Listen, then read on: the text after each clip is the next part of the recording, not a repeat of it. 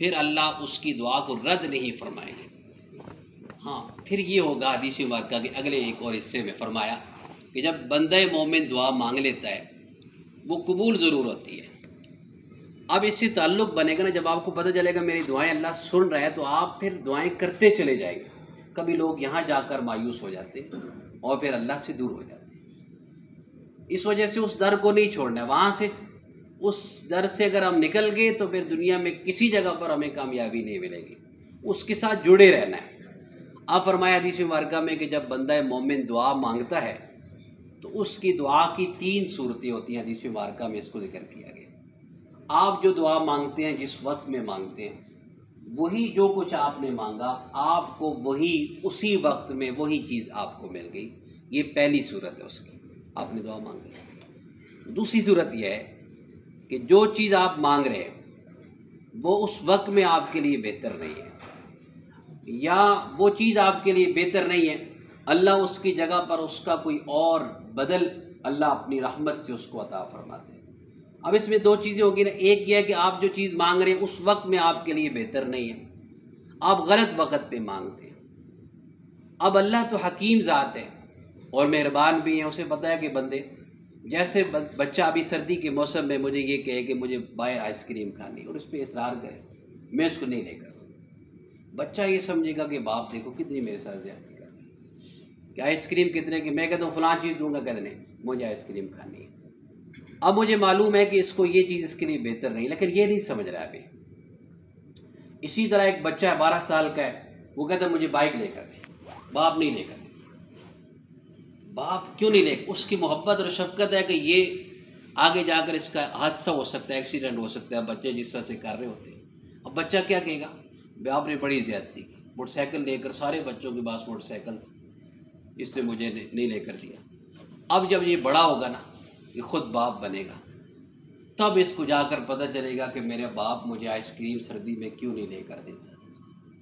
تب اس کو باپ کی شفقت یاد آئے گی کہ مجھے اس نے بائک کیوں نہیں لے کر دیا، اس کو میری زندگی عزیز تھی، اس کو میری صحت عزیز تھی۔ بتائیے اس وقت میں باپ کی قدر اس کے دل میں بڑھے گی نہیں بڑھے گی؟ ایسے ہی اللہ سے ہم بہت ساری چیزیں مانگ رہے ہوتے ہیں، وہ ہمارے حق میں بہتر نہیں ہوتی۔ اللہ کو پتہ ہے اس کے پاس پیسہ آ گیا، اس نے ایک دن نہیں کھڑا ہونا ہے۔ کبھی ایسا بھی ہوتا ہے کہ بہت سارے گناہ ایسے ہم عام پیسہ نہ ہونے کی وجہ سے نہیں جا سکتے، اگر ہمارے پاس پیسے ہوں تو ہم ایسی گناہوں کی جگہوں پر پہنچ جائیں۔ اب اللہ کو معلوم ہے کہ اس کو اگر پیسہ اتنا مل گیا تو اس نے بس وہاں سے آگے ہی نکل جانا ہے، پھر ایمان سے بھی انسان کبھی جاتا ہے، سب چیزوں سے جاتا ہے۔ اللہ اس کے ایمان کو بچانے کے لیے کہتے ہیں اس کو تھوڑے میں ہی رکھو۔ اب بندہ کیا سمجھ رہا ہوتا ہے میرے ساتھ زیادتی ہو رہی ہے، اس کو آخرت میں بہت کچھ ملنا ہے، کیا پتہ۔ اور اسی طرح کبھی اللہ رب العزت ایک بندہ ایسا ہے کمزور ایمان والا ہے، ممکن ہے پیسہ نہ ہونے کی وجہ سے اس کا ایمان چھن جائے، اللہ اس کو عطا فرما دیتے ہیں کہ اس کے اندر اتنا صبر اور برداشت نہیں ہے۔ اللہ حکیم ذات ہے نا، وہ جانتے دلوں کے راز جانتے ہیں۔ تو پہلی صورت یہ ہو گئی کہ آپ نے جو دعا مانگی وہ آپ کو اسی وقت میں مل گئی۔ دوسری صورت یہ ہے کہ آپ کو اس وقت میں نہیں ملے گا، صحیح وقت پہ مل جائے گا۔ صحیح وقت پہ آپ ممکن ہے دعا ہی نہ کریں، جب وہ صحیح وقت آئے آپ کی وہی پرانی دعا اسی کو صحیح وقت میں قبول کر کے اس کے آثار نمایاں ہو کر کے آپ کو وہ چیز مل جائے گی کہ آپ کا یہ وقت تھا۔ یا اسی طرح آپ ایک چیز مانگ رہے ہیں اللہ سے، وہ آپ کے حق میں بہتر نہیں ہے، لیکن جو بہتر ہے وہ اللہ کو معلوم ہے۔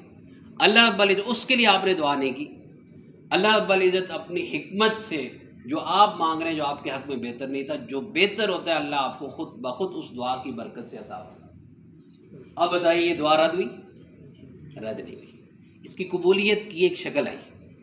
اور پھر آخری حدیث مبارکہ میں فرمایا کہ آخری صورت یہ ہے کہ جو آپ نے مانگا وہ پہلی دونوں صورتوں میں کسی جگہ پر اس کی قبولیت کی کوئی شکل نہیں بن سکی۔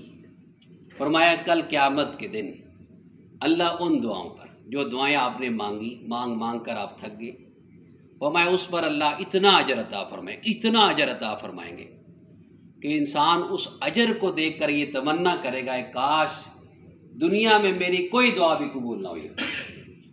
اتنا اجر کہ وہ کہے گا دنیا میں تمہیں دعائیں مانگتا رہا تو مجھے چھوٹی چھوٹی چیزیں ملتی نہیں، اس کے بدلے میں جو نئی دعائیں قبول ہوئی تھی اس کے بدلے میں اللہ نے مجھے اتنا کچھ عطا کیا کہ وہ کہے گا کاش ساری دعائیں ادھر ہی قبول ہوتی یا سب کا اجر مجھے ادھر ہی ملتا۔ تو اب بتائیے اس کی دعا کوئی رد ہو رہی ہے؟ یہ ساری دعائیں قبول ہوتی ہیں۔ اس وجہ سے دعا کا ہم اہتمام فرمائیں، اور جس کے لیے میں اس موضوع کا انتخاب کیا خاص وجہ سے کہ دعا کی قبولیت کے جو اوقات ہیں اس کا بھی خیال رکھا جائے، اور اس کے جو مقامات ہیں اس کا بھی خیال رکھا جائے۔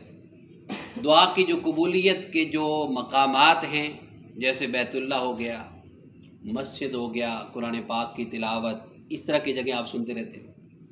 اوقات میں سے سب سے زیادہ جس میں اللہ دعا قبول کرتے ہیں وہ ہے تہجد کا وقت، اور وہ آپ حضرات کو آپ حضرات سے ملاقات اور میری خود اشتیاق جو اس کا سبب بنا کہ آپ حضرات سے ملیں کہ آپ حضرات رات 3 بجے تک کام کرتے ہیں، تو وہ صرف تہجد کا وقت ہے۔ اب میرے جیسے کئی دوست ایسے ہیں جو اس وقت میں اٹھنے کے لیے، جاگنے کے لیے بڑی دل میں تمنا رکھتے ہیں، اور کبھی سستی بھی ہو جاتی ہے اس میں، کتنے ہی لوگ ہیں، لیکن آپ لوگ اس وقت میں جاگ رہے ہوتے ہیں۔ وہ ایک ایسا وقت ہے کہ جس میں حدیث مبارکہ میں آتا ہے کہ اللہ رب العزت آسمان دنیا پہ آتے ہیں۔ وہ کیسے آتے ہیں ہم اس کی کیفیت کو نہیں بیان کریں گے، ہم اس طرح کے معاملات میں یہ کہیں گے کما یلیق بشانہ، جیسے اللہ کی شان کے مناسب ہے۔ ہم اس پر کوئی کیفیت نہیں بتائیں گے، کوئی کیفیت ذہن میں بھی نہیں سوچیں گے اور بتائیں گے بھی نہیں، وہ اللہ کی شان اس سے ماورا ہے۔ اللہ آسمان دنیا پر آتے ہیں، کیا کرنے آتے ہیں؟ حدیث مبارکہ میں ہے کہ اللہ رب العزت کہتے ہیں ہے کوئی مجھ سے مغفرت مانگنے والا جس کی میں مغفرت کروں، ہے کوئی مجھ سے روزی مانگنے والا جس کو میں روزی دوں۔ اور یہ اعلان اللہ کی طرف سے مسلسل صبح کے طلوع ہونے